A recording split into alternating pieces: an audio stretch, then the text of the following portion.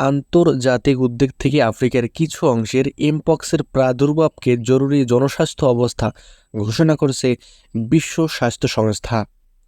আগে মানকিপক্স নামে পরিচিত অত্যন্ত সংক্রামক এই রোগের গণতান্ত্রিক কঙ্গো প্রজাতন্ত্রের অত্যন্ত 450 জনের মৃত্যু হয়েছে। এমপক্স কী এবং এর লক্ষণগুলো কী কী? গুটি বসন্তের একই গোত্রীয় ভাইরাস হলেও এমপক্স সাধারণত কম ক্ষতিকারক।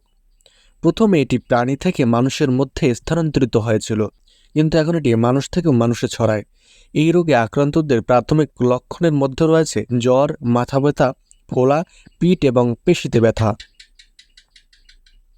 আক্রান্ত ব্যক্তির একবার জ্বর উঠলে গায়ে ফুস করে উঠে যায়। সাধারণত মুখ থেকে শুরু হয়, পরে হাতের তালু, পায়ের তলদেশ, শরীরের অন্যান্য জায়গায় ছড়িয়ে পড়ে। অত্যন্ত চুলকানো এবং ব্যথাদায়ক এই ফুসকুড়িগুলো পরিবর্তিত হয় এবং বিভিন্ন ধাপ পেরিয়ে স্ক্যাব বা গোল গোল পুরো স্তরে পরিণত হয়, ফলে দাগ সৃষ্টি হয়। সংক্রমণের 14 থেকে 21 দিনের মধ্যে এটি নিজে নিজেই ঠিক হয়ে যেতে পারে, তবে ছোট শিশুসহ ঝুঁকিপূর্ণ গোষ্ঠীর জন্য কিছু ক্ষেত্রে অত্যন্ত মারাত্মক। এর আক্রমণের কারণে গুরুতর ক্ষেত্রে মুখ, চোখ এবং যৌনাঙ্গ সহ পুরো শরীরে ক্ষত তৈরি হতে পারে। কোন কোন দেশে এমপক্স ছড়িয়ে পড়েছে?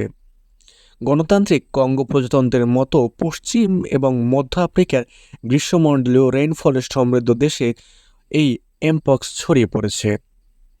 এই অঞ্চলগুলোতে প্রতি বছর হাজার হাজার মানুষ এই রোগে আক্রান্ত হয় এবং শত শত মানুষের মৃত্যু ঘটে, যার মধ্যে সবচেয়ে বেশি ক্ষতিগ্রস্ত হয়েছে 15 বছরের কম বয়সী শিশুরা। বর্তমানে অনেকগুলো দেশের বিভিন্ন প্রাদুর্ভাবে একই সঙ্গে দেখা যাচ্ছে, বিশেষ করে কঙ্গো এবং এর প্রতিবেশী দেশগুলোতে। রোগটি সম্প্রতি বুরুন্ডি, রুয়ান্ডা, উগান্ডা এবং কেনিয়াতে দেখা যাচ্ছে বলে সাধারণ মানুষ বলছে বা সাধারণ গবেষণায় জানা যাচ্ছে। মোটা দাগে এমপক্সের দুটি ধরন রয়েছে: ক্লেড 1, যা সাধারণত আরও গুরুতর হয়, এবং ক্লেড 2। ক্লেড 1 ভাইরাস কয়েক দশক ধরে কঙ্গোতে বিক্ষিপ্ত প্রাদুর্ভাবের কারণ ছিল। এখন ছড়িয়ে পড়ছে ধারণা এটি। এমপক্স কীভাবে ছড়ায়?